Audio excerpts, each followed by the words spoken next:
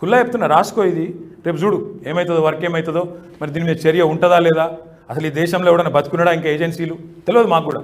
ఈడీలు ఐటీలు కేవలం వీళ్ళని కాపాడనికే ఉన్నాయా చూడాలి ఇవన్నీ కూడా. ఎందుకంటే బీఆర్ఎస్ వాళ్ళకి అంత షోకుండా ఎందుకు చెప్పాలి? ఈడీ చచ్చిపోయిందా? ఈడీలో ఉన్న వాళ్ళకి నోరు లేదా? లేదా పొంగులేటి శ్రీనివాసరెడ్డికి నోరు వస్తలేదా? మిగతా వాళ్ళ మీద కుక్కలాగోరానికి నోరు ఉంటుంది. ఎవరు ఎప్పుడు అరెస్ట్ అవుతుంది? డీజీపీ లెక్క, పోలీసు లెక్క ఎవడా అయినా నాకు అర్థం కాదు. గొట్టంగాడు ఈయన అట్లా కాదు, ఈయన పెద్ద హోంమంత్రి ముఖ్యమంత్రి అన్నట్టు ఇంకోటి నాకు తెలియదు. ఒక మంత్రి చెప్తాడా? నాకు అర్థం కాదు.